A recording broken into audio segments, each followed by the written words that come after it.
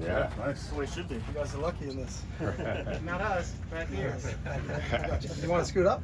No, I'm kidding. I'll give you my hat if you want. Oh, that would be nice. Chip, I'm You want to trade hands? watching all your film from Oregon to the pros to UCLA, and then even at Ohio State. It's all different. I'm just curious, is that a story of your evolving, or does it go back to what you told us at your first press conference? You adapt to your personnel. I think you always adapt to your personnel. There's not a system like you'd say, hey, we're going to do this, and then if that's not the strength of your players, I think part of the OTA process for us is getting to understand what the strengths of these players are, and then how do you play to those strengths. You know what I mean? Some teams are heavy running back laden, some teams are heavy wideout laden. Some teams the quarterback's just a drop back guy, but he's not a movement guy. You know, it all depends on who you have personnel-wise, and then you try to fit in their strengths into the scheme that you're going to run. And we have a lot of really, really good coaches on our staff, so it's also a blending of that, like where they came from and what they feel really confident in doing, and then really making an evaluation of what each individual group, offensive line, tight ends, running backs, quarterbacks, wideouts do best, and then how do we match that up with a total system and a scheme, because there's enough out there that we've all done, but it's just, you know, the key is matching to our guys' strengths and what they do really, really well. What is Ashton Genty's potential in the offense, do you think? I mean, Ashton is as talented a back as, you know, as a young guy coming in the league that I've seen. You know, he's really special. His ability to sustain runs after contact, you know, his contact balance is kind of a really rare quality. He's got a low center of gravity, you know, and I think it's tough to get him down, and normally the first guy doesn't. And, you know, and you look at all of the tape of his games last year, and it didn't matter who he played, you know, because they obviously played the Mountain West, but when he played the Oregons and he played the Penn States, you know, you look at how he performed in those games. And I think sometimes you get caught up in just looking at the numbers, but I think it was like 35 missed tackles he created in the Penn State game. Now, Penn State's defense, we played against them, they're outstanding. You know, that was a little bit different league for Boise at that time, but not for Ashton in terms of what he did. So excited to see him. It's different, obviously, as we know during OTAs, because it's not tackle. We're not taking guys to the ground. I don't think he'll get tackled until we get to our first preseason game. But, you know, I'm really excited. The one thing about him is he's a really quick learner. He also had experience there with Dirk Cutter was his offensive coordinator in his last year. Dirk's been a longtime coach in this league, been a head coach in this league, and is a really, really good football guy. So he came in with a good basis and understanding, and so he's done a great job. He really, really excited to work with him. That's you know, I know everybody on the offensive staff was excited when Spy made that selection. When you say coach to your strengths, what does that mean with Gino? What is he showing you? Well, the beauty of Gino is that Gino's been in multiple systems now, and there's a lot of things Gino can do. You know, so you can't. I don't think you can just pigeonhole him. I think he runs better than people really give him credit for. You look at the 2-minute drive against the 49ers at the end of the game, and he runs it in for the winner. I think he can beat you with his feet. He can keep plays alive with his feet. He's extremely accurate. He gets the ball out of his hand quickly. He can be a movement guy, but he can also be a drop back guy. You know, and that's, you know, Pete and Greg Olson, our quarterback coach, had a great understanding because they coached him for such a long time. And what we saw, you know, in terms of Pete's evaluation, Noah's evaluation of him, is what I've seen here. You know, I think whatever we fit into schematically, offensively, I think Gino can handle all of that. You recruited Gino when he was coming out of high school, and obviously you coached his cousin last year. What's your relationship like outside of football? It's great, just because Gino's a football guy. Like, Gino loves ball, you know, and you'll get a phone call after OTA, after phase 2. You know, we'll talk on a Tuesday night about what transpired in that day. And we're going against ourselves. Like, we hadn't gone against the defense yet, but have a conversation about this, and then how do you see this? And, you know, and really lean on him a little bit because of his wealth of experience. And he's been through different coordinators in this league and some really good ones. So, like, hey, how did you know, how did Shane do this when you were with him, or how did Grubb do this when you were with him, and kind of pick his brain that way, and then put together what's the best thing for us going forward. But he's great. Gino's literally like a second coach. You know, when you're in that room with him and Greg Olson, it's, you know, there's a lot of ideas going around, and then it's just a matter of corralling it, because sometimes you can have too many ideas. Like, let's try to do a million things, and then you don't get good at one thing. But, you know, his football acumen is really off the charts. It's impressive to be around him. Chip, Michael Mayer was the guy that was drafted here with high accolades. You were in the college game when he was doing his thing in college. And feels like there's a lot left on the bone there with Michael Mayer. How does he kind of find his way? How old is he? How old Yeah, is he? exactly. Yeah, no doubt about it. And, remember when we were 23? yeah, right. Not really, actually, unfortunately. But You had a rough upbringing then. yeah, but Brock Bowers, though, Am I right? it was too good. It Yeah. was too good. But Brock Bowers, he comes in and sort of takes some of the luster away. But how do you kind of figure out a way to get the most out of Michael Mayer? I think Mike has been outstanding since I've been here. And for all of us, we came in kind of tabula rasa. We're a blank slate. Like, we watched film of all the players just to kind of get an understanding of what they did, but didn't make any decisions on anything until you see him here. And Mike's been fantastic since day one of the off-season program when we started early in April there. And what he did just in the weight room, what he's done in the meeting room, and then what we did in phase 2, and then what he's continued to do here. So really, really excited about it. And there's never a position anywhere where a coach will say, you know what, we have too many good players.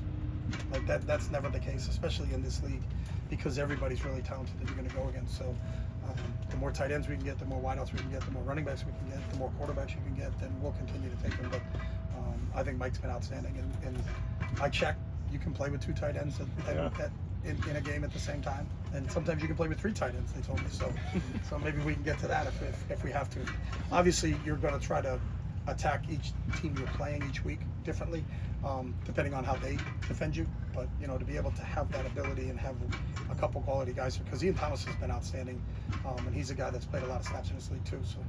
You have the 2 guys that saw a high volume of targets today, and Jack Besh and Dante. What have you really liked from them so far, and how have you been able to see their development? They're learning, and I think Dante is unique in terms of he's just a hair under 6'5", and he ran 4.3. There's not a lot of humans on this planet that do that, and I think if you had to draw up an outside receiver, you would pick that type of body type, someone that's got length, someone that's got a huge catch radius, but also has speed. Sometimes you can get a big guy like that, but he can't really run, so they can stay with him. So, you add that speed element to him, his ability to sink his hips, his ability to get in and out of cuts. But for all of those guys, they're all learning a new system. So some of them came from, I think Ashton was probably fortunate coming from Dirk's system at Boise because it's a little bit more pro-friendly. Some other guys are playing up-tempo, throwing the ball over one-word calls and going. And so everybody's on a different level when they come in, and it's just a matter of them getting acclimated, and Chris Beatty's doing a great job with those guys, but they've both shown that they're good players, and I will continue to see how they go. Chip, Gino's leadership is undervalued by a lot of people, but I mentioned to Greg Olson yesterday, can he be a blessing to an Aiden O'Connell just for what he's going to bring to him, his coaching and mentoring him and all of that? Yeah, Gino can be a blessing to coaches, and I can attest to you to that. I think Gino's special. And so, I think you're spot on with that. I think he's got great leadership qualities. I think everybody is a byproduct of their environment, and I think how Gino came through his career, and you look at the arcs of his career, being a high draft pick and going to New York and then headed to San Diego and then kind of almost restarting his career when he got with Pete. But Pete brought him in as a backup.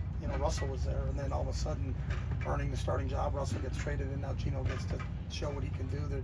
There's not a lot of guys that would have shown that resiliency. There's not a lot of guys that would have been persevered through all of that. But I think you can look at him as a younger player, or you could look at him as an older coach and admire the journey that he's been on, and just say, because it's hard to talk if you have never walked the walk. And Gino's been in all those shoes, and I think that's one thing that really he's so relatable to everybody in this program, because he's kind of lived that life. He's been a high draft pick, but he's also been a guy that has been told that a team doesn't want him. And so I think until you actually go through that situation, it's hard to kind of fathom. But the fact that he's done it and come out and to be the way he is now is really a testament to him. He's special, and we're really, really excited that we have him. So. Ashton made a lot of headlines when he said you asked him to change his stance. All right, let's get that clarified. Okay. Dylan McCullough, our running back coach, is in charge of stances, steps, alignments, assignments, techniques. So he talked to him about that. I gave him an analogy of an athlete being in a bent knee position to make a play, and that kind of got blown into. I haven't told anybody on this team to be in any stances because I don't coach a position. So, but it's a bent knee game. Baseball is, if you look at before the ball snapped in baseball, or the pitch is thrown in baseball, everybody's got their knees bent. In any athletic sport you're playing, you got to bend your knees. And if you got to run a flat route on Fred Warner, you better be in a position to run, because that dude can fly. So all we're trying to do is put guys in positions to make plays, and he's adapted really well from going from here to here. So It literally is about 3 inches, so I really don't think that is that big a deal. So, but he's awesome, and he's such a coachable guy that you can do a lot of things with him. You know, I think he can play in the slot. You know, he can play in the backfield. He can do a lot of different things. So that's he's special. Coach, how exciting is it for you to have a player like Brock Bowers and to watch his growth and his ascension? Yeah, you know, it was neat because Brock wasn't here for the beginning of phase 2 because he was back at Georgia getting his degree, which was awesome. So he finished school up and then came here. So I missed the first 2 or 3 weeks of phase 2. So we didn't see him when all the first year, when we got to see everybody our first glimpse. But when he came in here, he was as advertised, and unbelievable work ethic, unbelievable attention to detail. You know, all the things you're looking for in a player, along with just a unique skill set. To have a guy, you know, that big and that athletic and moves in that way is kind of special. So we're really excited about what he can bring for us. So. Do you have something you want to be like the identity of your offense? Like that's what you want your offense to look like? JWV. Just win, baby.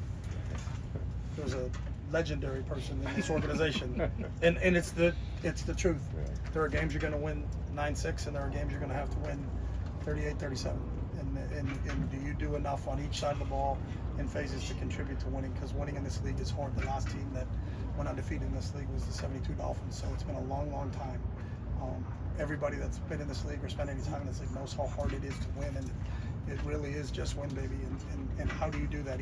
Each week your game plan has to understand who's available, who you're playing against, and can we score enough points that we score one more than our opponent? And that's really hopefully what our identity is that we do enough on our side to help our defense and help our special teams beat whoever we're playing on any given Sunday. So. Chip, when it comes to the offensive line, obviously there's no pads or really much contact this time of year, but how do you evaluate those guys at this point? What do you kind of focus on? It's the most difficult, you know, because there are no pads. And it's how are they picking up schemes? How are they working together? Are they making the right calls? Are they identifying the defense in the proper manner so that we're on the right people? But it's almost like you're looking at their first 2 steps, and then after that, they're pulling out of it, and the D-line's pulling out of it too. You know, there's times where Max will take 2 and then take a step and then just stop because we're not in full pads, and you have to learn to practice in this format because you're going to have to practice this way during the season also. You know, you're not going to be in pads every day during the season, so I think they're doing a good job from that standpoint, but you still can't get a full evaluation of them until you get a chance to see them and, you know, practice opportunities, whether it's against other teams or preseason games or when we get the opportunity in the this off season we can't, but when we get back in late July and August, you'll be able to put pads on, and then we'll be able to see a little bit more of those guys. How has it been building that working relationship with Pete Carroll? It's been great. I knew Pete from my first year as a head coach in the Pac-10 back in those days. When we were 21? Was Pete's last year in the league, so I got a chance to compete against him then and meet him at league meetings and, you know, watch what he had done, and obviously admired the success that he had in the championships that he won when he was at Southern Cal, and then watching him go to the league and the success he had in Seattle. So to get a chance to work with him and see him on a daily basis. I know people that have worked for him, so you always discuss that with him. You know, what's it like working? And it's the same every day. You know, his energy, his consistency, what he brings on a daily basis is positive. But it's not just positive for the sake of being positive. It's just that's kind of how he sees things, and he believes, you know, if you outwork people, if you have a crystal clear vision of what you want to get accomplished, and you can get a group of people to do the same exact thing, then good things are going to happen to you. And I think he's got this team believing. You know, he has these coaches staff believing. So it's been a lot of fun. You get energized when you come in this building every single day. We're going to wrap it up with Nick and then Q. Jacobe Myers has always been considered one of the more underrated players in the league, and now he has a big opportunity ahead of him coming off a 1,000-yard season, now the top wideout. You know, what do you make of Jacobe so far? Yeah, I think he's versatile. He can play both inside and outside receiver.